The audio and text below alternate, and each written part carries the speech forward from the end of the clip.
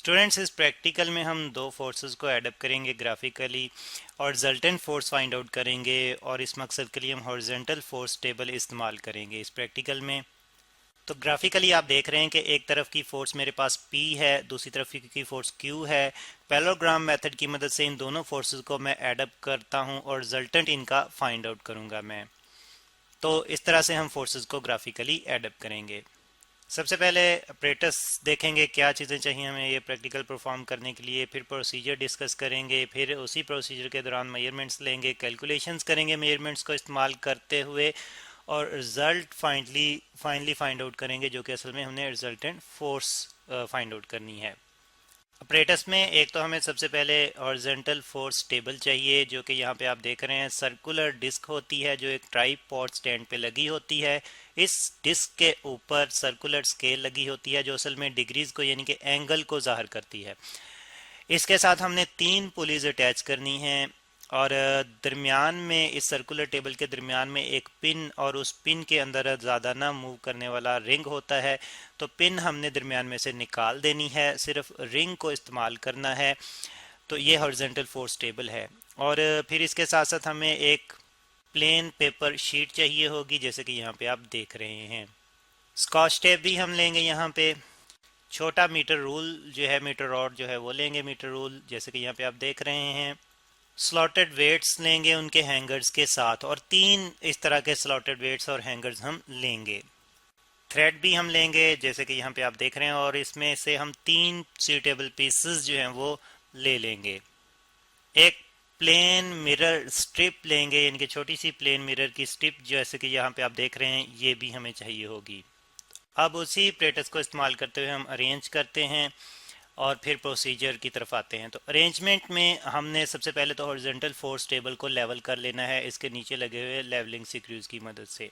फिर इसमें हमने 3 पुलीज को इस तरह से एडजस्ट करना है कि 2 पुलीज एक दूसरे के करीब होंगी जैसे कि यहाँ पे आप देख रहे हैं, और तीसरी पुली जो है इनके दूसरी साइड पे जो है वो यानी कि इन दोनों से जो है वो फासले पे होगी और इनके दूसरी तरफ होगी, और दरमियान में से पिन हमने निकाल दी हुई है। और जो रिंग होगा उसको हमने जो 3 धागों के 3 पीसेस लिए हैं, थ्रेड्स के 3 पीसेस लिए हैं, उनके एक एक एंड्स को हमने रिंग के साथ बांध देना है इस तरह से कि रिंग में वो धागे हम एडजस्ट कर सके मूव करवाते हुए। धागों के बाकी सिरे जो हैं, दूसरे एंड्स जो हैं वो हमने बांधने हैं हैंगर्स के साथ, और तीनों हैंगर्स के साथ, स्लॉटेड वेट्स के हैंगर्स के साथ। फिर हमने पेपर की स्ट्रिप को लगा देना, सॉरी पेपर जो हमारे पास शीट है, पेपर की शीट, उसको इस हॉरिजॉन्टल फोर्स टेबल पर स्कॉच टेप की मदद से लगा देना है। फिर उसके बाद हमने हैंगर्स को इस तरह से पुलिस में से गुजारते हुए लटकाना है, यानी कि धागों को हमने पुलिस में से गुजारना है, तो धागे हॉरिजॉन्टल फोर्स टेबल के ऊपर लगे हुए पेपर के ऊपर आ जाएंगे और जो हैंगर्स हैं ये नीचे की तरफ लटक रहे होंगे। तो थ्रेड्स की लंबाई इतनी लेनी है, जैसे कि मैंने कहा था कि सूटेबल लेंथ तो इतनी लेनी है कि जो हैंगर्स हैं ये नीचे वाले टेबल की सरफेस को भी टच ना करें और ऊपर पुली के साथ भी आके ना लगें, बल्कि दरमियान में आज़ादाना तौर पर लटकते रहें। अब उसके बाद हमने सूटेबल मैसेज डालने हैं तीनों हैंगर्स में इस तरह से कि जो रिंग होगा वो बिल्कुल दरमियान में आ जाए। तो आप देख रहे हैं कि ये सारा सेटअप मैंने यहाँ पे लगा दिया है, पे शीट को लगा दिया, उसके ऊपर मैंने थ्रेड्स को ऊपर रखते हुए हैंगर्स को नीचे लटका दिया, वेट डाले इस तरह से कि रिंग बिल्कुल दरमियान में आ रहा है। तो अब रिंग जब बिल्कुल दरमियान में होगा इसका मतलब है कि इस तरफ की फोर्सेस इस तरफ की फोर्स को बैलेंस कर रही हैं। जो मैसेज मैंने डाले हैं वो वेट्स अप्लाई करेंगे डाउनवर्ड डायरेक्शन में, तो इस तरह से फोर्सेस अप्लाई होंगी। और रिंग बिल्कुल दरमियान में आने को हम किस तरह से डिटेक्ट कर सकते हैं कि रिंग बिल्कुल दरमियान में है, तो उसके लिए हमें ये देखना होगा कि जो रिंग है क्या इसके दरमियान में से पेपर के नीचे हमें पिन का होल नज़र आ रहा है या नहीं। अगर पिन का होल नज़र आ रहा है तो इसका मतलब है कि रिंग बिल्कुल दरमियान में है और बैलेंसिंग हो चुकी है। और इसके लिए हमने ये करना है कि इस तरफ के जो वेट्स हम डालेंगे, इस तरफ के यानी कि स्लॉटेड वेट डालेंगे, उनका मैस जो है वो हमने इतना रखना है कि अगर हम उसको एडअप करें तो वो इस तरफ डाले गए वेट के या तो बराबर आए या उससे वैल्यू में कम आए। तो इस तरह से मैंने यहाँ पे बैलेंस किया। अब जो मैंने मैसेज यहाँ पे डाले हैं उनकी मदद से मैं अप्लाइड फोर्सेस कैलकुलेट कर लूँगा। तो फोर्सेस कैलकुलेट करके मैं टेबल में नोट डाउन करूंगा। और स्टूडेंट्स इससे पहले मैंने कुछ जो है वो यहाँ पे पहले से नोट की हुई हैं चीज़ें।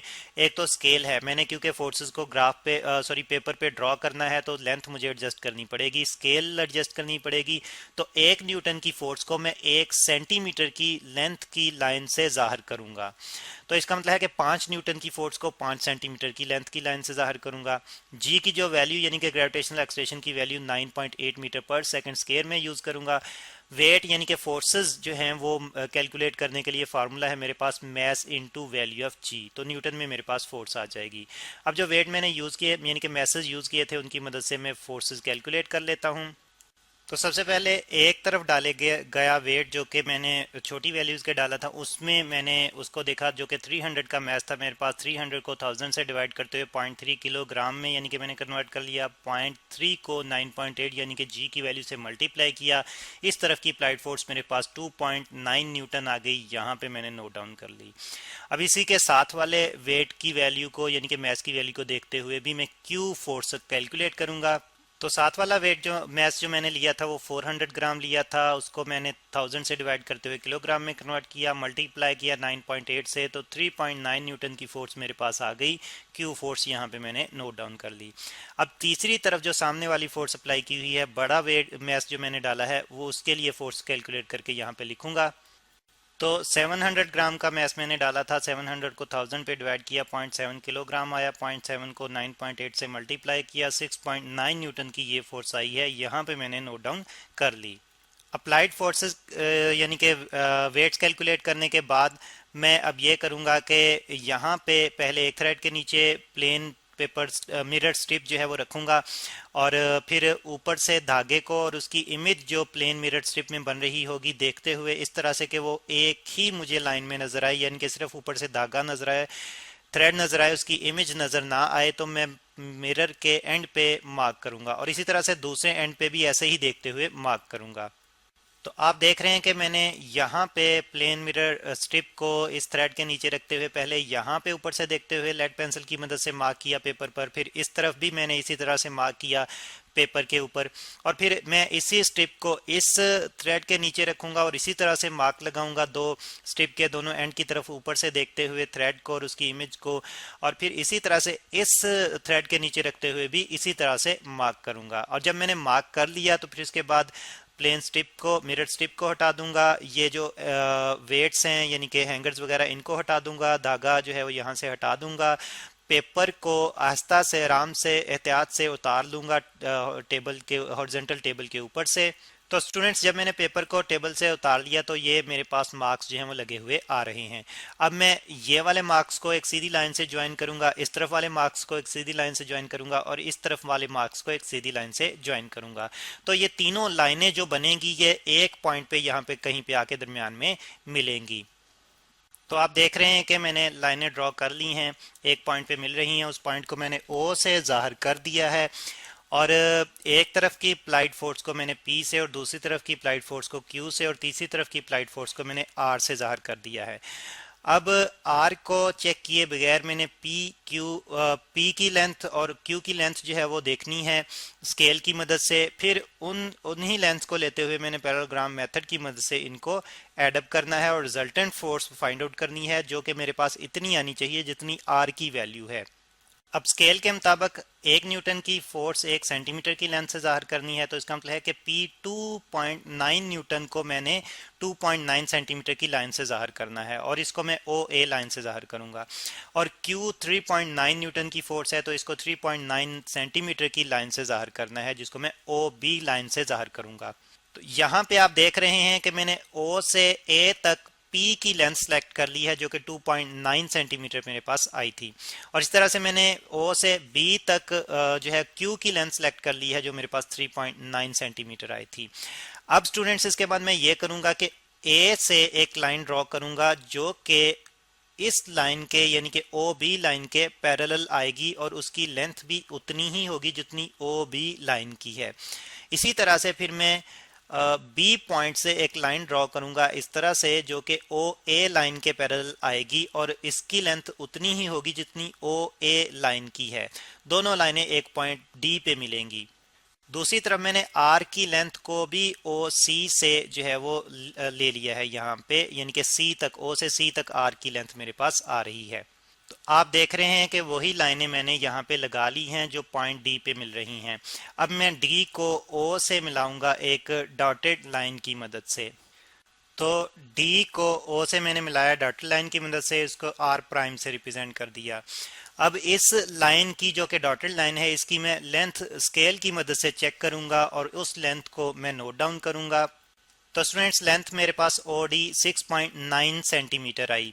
तो अब अगर हम स्केल को यूज करें तो इसका मतलब है कि 6.9 सेंटीमीटर की लेंथ जो है 6.9 न्यूटन की फोर्स के बराबर है, जो कि आर प्राइम से रिप्रेजेंट करेंगे हम। तो ये वैल्यू मैं यहाँ पे लिख देता हूँ आर प्राइम की, यानी कि 6.9 न्यूटन। तो इस तरह से हमने फोर्स को ग्राफिकली कैलकुलेट कर लिया। लेकिन इसी तरह की यही वाली फोर्स हमने दूसरी तरफ अप्लाई की हुई थी आर की शक्ल में, और इसकी वैल्यू भी 6.9 न्यूटन ही आ रही है, जो हमने मैथ्स की मदद से, अप्लाइड मैथ्स की मदद से कैलकुलेट की थी। तो स्टूडेंट्स, अगर हम आर को और आर प्राइम को जो हमने ग्राफिकली कैलकुलेट की है कंपेयर करें तो दोनों का डिफरेंस 0 आता है। इस तरह से हमने कैलकुलेटेड ग्राफिकली मेजर्ड फोर्स और कैलकुलेटेड फोर्स जो कि अप्लाइड फोर्स थी, दोनों को चेक किया तो हमने देखा कि हमारे रिजल्ट जो है वो एक्यूरेट आ रहा है। अब उसके बाद मैं फिर से प्रैक्टिकल को दोहराऊंगा 2 दफ़ा, और उसमें मैं ये करूंगा कि अब मैसेज जो मैं डालूंगा हैंगर्स में, उनकी वैल्यूज़ में थोड़ी डिफरेंट रखूंगा। तो उससे यह होगा कि हमारी अप्लाइड फोर्सेस जो हैं वो चेंज हो जाएंगी, जिसकी वजह से ये लेंथ्स भी चेंज होंगी, जिसकी वजह से रिजल्टेंट फोर्स भी फिर उसी के मुताबिक आएगी। तो मैसेज की वैल्यू चेंज करते हुए जो मैंने फोर्सेस चेंज हुई, तो ये मैंने सारी कैलकुलेशन करके यहाँ पे रिप्रेजेंट कर दी। रिजल्टेंट फोर्सेस भी ग्राफिकली जो कैलकुलेट की थी वो भी मैंने यहाँ पे रिप्रेजेंट कर दी। तो स्टूडेंट्स, इस तरह से हमने ग्राफिकली 2 फोर्सेस का रिजल्टेंट फाइंड आउट कर लिया।